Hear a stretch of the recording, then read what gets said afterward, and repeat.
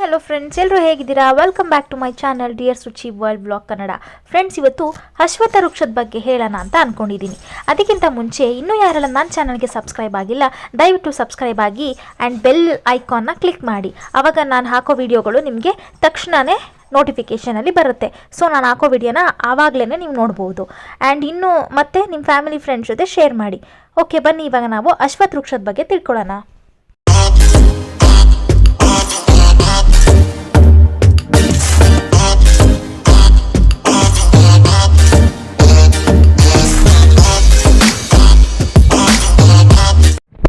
Friends, ನೀವು ಅಶ್ವತ್ಥ ವೃಕ್ಷದ ಬಗ್ಗೆ ಕೇಳಿರ್ಬೋದು.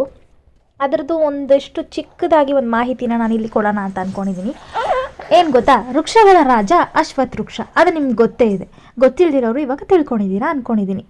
ಒಂದೊಂದು ಗ್ರಹಕ್ಕೆ ಒಂದೊಂದು ವೃಕ್ಷ, ಲೋಹ, ರಸ, ಕ್ಷೇತ್ರಾದಿಗಳನ್ನು ಜ್ಯೋತಿಷ್ಯ ಪಿತಾಮಹರ ನೀಡಿದ್ದಾರೆ. ಈಗ ವೃಕ್ಷಗಳಲ್ಲಿ ಅಶ್ವತ್ಥ ವೃಕ್ಷವನ್ನು ಗುರುಗ್ರಹನಿಗೆ ಹೇಳಿದ್ದಾರೆ. ಏನಿದರ ನಿಗೂಢ ಅರ್ಥ ಗೊತ್ತಾ? ಗುರುವಿನ ರಶ್ಮಿ ಕಿರಣಗಳ ಗುಣ ಇದರಲ್ಲಿದೆ.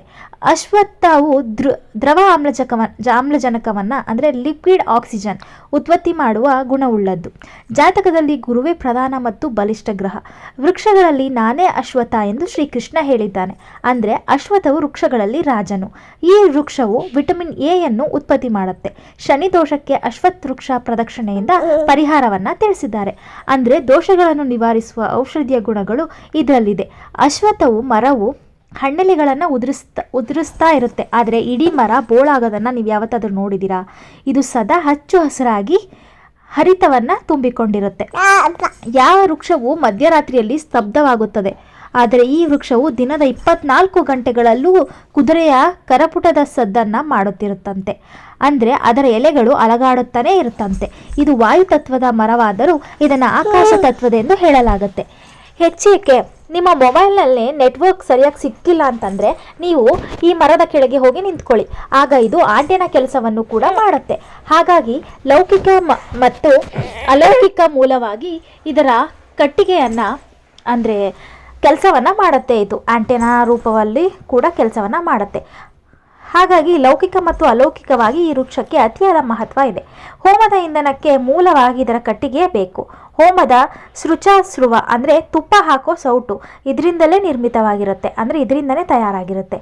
ಅದು ಲಭ್ಯವಾಗಿಲ್ಲ ಅಂದಾಗ ಲೋಹ ನಿರ್ಮಿತ ಸೃಚಾಸ್ರುವಕ್ಕೆ ತ್ರಿಮೂರ್ತಿಗಳನ್ನು ಆವಾಹನೆ ಮಾಡುತ್ತಾರೆ.